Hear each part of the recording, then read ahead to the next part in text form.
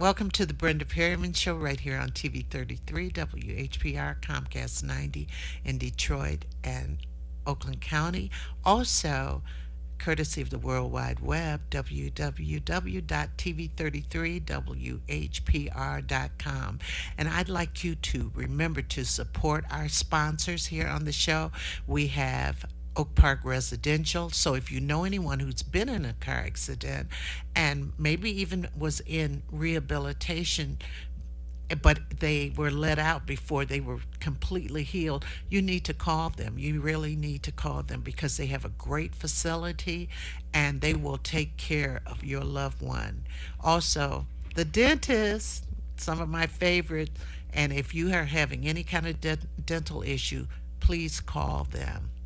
Now, I'd like to introduce my guests. They're from the Michigan Lupus Foundation. And lupus, well, we'll talk about that. Well, Marquita, Sylvia, she's the president. Yes, I am the president of the board of directors for the Michigan Lupus Foundation. Okay, make sure we talk up Okay. in the mic. And Frank Mortal, who is the director, Executive Director. executive director of the Michigan Lupus Foundation. That's correct. First and foremost, lupus, I have a cousin with lupus, so I kind of know what it is. Well, why don't one of you explain exactly what lupus is? And Okay. Well, let's see. Lupus it's not a simple disease. It's a disease of the autoimmune system, and it's where the autoimmune system actually the body's white cells actually attack the body, and so those systems that are intended to fight off germs and bacteria and viruses actually do harm to our own bodies and our body systems. gee, and how do they manifest itself? Well, there's just an overproduction. People don't quite know why. Doctors don't quite know why, but somehow that immune system starts to malfunction and it overproduces those white blood cells and they have nothing to do. So normally you'd have an infection or a virus to fight off. Well, when that doesn't happen and the body is producing those cells, it starts to attack those organs in your body and the good cells in your body. And that's what lupus then results. It's an overactivity of that immune system. And so you start to have very negative consequences for having that system malfunction. And what are some of the consequences? I mean, how are there symptoms, signs, or what? Yes. So they vary, like I said, because lupus is a mysterious disease, and so the symptoms can be a fever. They can be what happens. Actually, what's happening with me now is that the blood vessels in your hand constrict, and so you have a change in color in your extremities, your toes, your hands. You have swollen joints. You have what seems to be Well, a lot of people arthritis. consider, yes, arthritis. I was getting ready to say that. That's one of the symptoms, but they vary. There are about 10 or so different symptoms that people have. A lupus fog. I mean, all sorts of. Well, how is it treated? Well, again, it's treated in the various ways in which it manifests itself. Lupus in your body may be very different than lupus in my body, and so it has to be Goodness. treated. Such a very mysterious differently. disease. It absolutely is. And there are three main forms of lupus.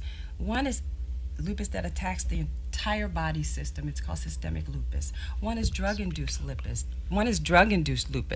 And so there are medications that actually help to manifest Really? the actual disease. And then there's also a slight form of lupus that's called discoid lupus that affects people in their face. And one of the main symptoms, Brenda, is seeing people with what's called a butterfly rash.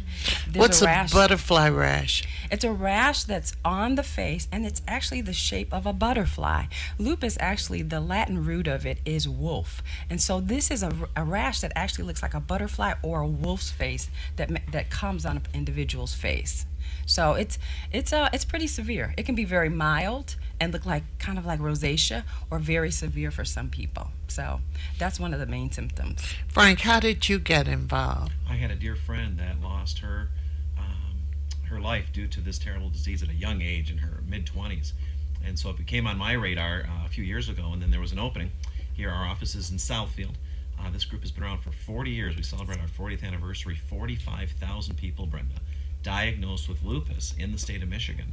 We cover Michigan and northern Indiana, another 20,000. And so we're the only 501c3 licensed nonprofit organization physically located in the state of Michigan to help these folks that are diagnosed with this very challenging condition. So it's no cause, is there a cause, or it just happens? Or are there people predisposed to this? You're either born with it or you're not. You cannot contract it. Right. And it's one of those things. It's a very, we call it a snowflake disease because it affects everyone. Every case is extremely different, and so you can be diagnosed in your teens. You can be diagnosed in your 30s. There are some people that live, a rather productive life into their 80s with still some very difficult challenges. Other folks, as my friend did, lost her life in her early 20s. So it really depends on getting the right medication, the right rheumatologist or doctor in your area, and reaching out, hopefully, to a nonprofit organization dedicated to your welfare. So the Michigan Lupus Foundation can do what? Educate, support, and identify research dollars to hopefully find a cure for this darn disease, or at least to identify different treatment options that can improve the lives, because as of today, there's only one lupus-specific medication on the market, and that's just a real shame. And it's a debilitating disease. Absolutely. Absolutely. In some cases. Now, then again, you have my president here. She's living a very healthy, productive life, but has a number of challenges. But it can be quite debilitating or fatal. Yes. There are lupus affects African American, Hispanic, and Latino women disproportionately than Caucasian women. And so 90% of the people who have lupus are women, but lupus does affect men as well.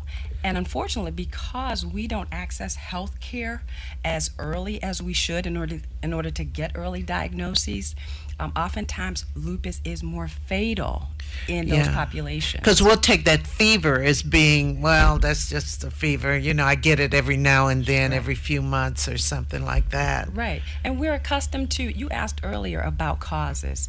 Doctors are researching whether there are genetic causes, but it hasn't been conclusively decided that there are.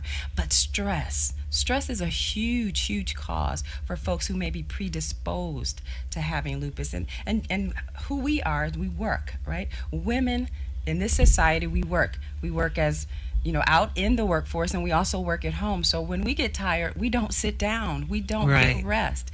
We keep going. And so a lot of times we dismiss that fever, that fatigue, that debilitating fatigue that we have, and we don't get the medical attention that we need. I don't know if that's an unfortunate or fortunate thing about women, but we do go on and finish that task no matter how we feel. All of that. We do it. I mean, I have so many cases in point for myself personally, but other women I know who were about to drop on their feet. Yes. But they were going on and doing what they need to do, what they feel they need to do, and then we don't get treatment. One of the things that, in addition to, sometimes we don't know where. We don't know where, and that's one of the problems too. If you have these types of symptoms, if you're exhibiting, all of those types of things, fever, extreme fatigue, anemia, you're very tired, talk to your doctor, go see your doctor, and let him examine you. That's like one of the most important things. And then oftentimes you need to ask for a rheumatologist, because doctors need to be educated about a lot of lupus people, as well. and then there are people who've never heard of a rheumatologist. Right. A general practitioner often will not understand the signs to look for in a Really? person diagnosed with lupus. It's one of those underappreciated. This disease type is not in the public consciousness like it should be, and that's why groups like the Michigan Lupus Foundation are working very hard to raise awareness levels and to fundraise on this behalf. But that's a resource that a nonprofit group, a charity like the Michigan Lupus Foundation, can help people and folks affiliated with someone who has these conditions of a lupus diagnosis. We can help steer folks into the right direction, to the right professional medical physicians, and then also educate them on the right questions to ask. As Marquita mentioned, having an interactive dialogue with your medical practitioners, critical in any type of condition, particularly something of an autoimmune disease as difficult to deal with like lupus. Wow. So you have a big event coming up, don't you? We have a number of events coming Oh, on. Brenda. okay. We have things tell- coming on. We have 24 support groups going on throughout the state of Michigan. 24? 24. We have 5 here just in downtown Metro Detroit, along with another 19 throughout Michigan and northern Indiana. So every month, 24 support groups, along with something going on just about every month. In November, on November 1st at opening night of the Detroit Pistons, we'll be the 50-50 charity recipient. So all you Really? Piston fans out there, if Well, you the can go out Pistons opening won night- last night. The They Pistons did. They won their last preseason night, so game we- last night. They're on a roll. Their first regular season game is November 1st. We're going to be there selling 50-50 tickets, and we'll be able to capture some dollars that will go towards research Oh, that's to find a cure fabulous. for lupus. And isn't that great? So we want you all to come out to Absolutely. the Pistons game and support the Michigan Lupus Foundation and lupus families and patients who have lupus. Because that's another thing we didn't talk about were the families and how they have to be educated also. Absolutely. As what are some of the things that a family can expect when they have someone? Well, you can tell us. Well, what they can expect is to actually not expect that individual to be the superwoman or the superman that they may be accustomed to them being. So when someone says, it's as simple as, when you say, I'm tired, I'm exhausted, and I've been feeling lethargic, and I have a headache, and I have these symptoms, they need rest. They need rest. It's most important that they just be allowed to, that you have the compassion. I guess that's the most important thing, that you have Great word. compassion for them and that you help to support them by getting them to the doctor and understanding that they may not be able to perform in the way that they're accustomed to performing. It's a very, lupus affects the psyche. And so for us A-type personalities who are used to going, all of a sudden for our bodies not to cooperate is very, it can be demoralizing. I know. I mean, I'm sitting up, I'm just saying, exactly. I know. Exactly. I mean, in When you're lupus, used to yes, doing one thing and absolutely. you can't do it and you Yes. have to try and compensate and Yes. all of that. That affects you emotionally. Many lupus patients suffer from depression as a result. So they have to get psychological services also, Absolutely. just to keep them going. Absolutely, because you can be up one day and then flat on your back the next day. You can be, and this disease it's chronic. This disease is that, once you deal with one issue, it may manifest itself in a different way in a different part of your body. So you may have heart complications, you may have lung complications. Most commonly, people have kidney involvement. That was one of my issues, that I actually had kidney failure. And so Really? I've actually last year had a kidney transplant as a result of the Oh, damage. wow. Yes, Amazing. yes. I'm very blessed. I'm very blessed that I was able to come to an organization like this one, to be involved in a support group, and I encourage people to do that in order to be able to live with this disease. This disease does not have to kill you. Right. You have to be able to work with it and it work with you. You make it work for you Absolutely. as opposed to against you.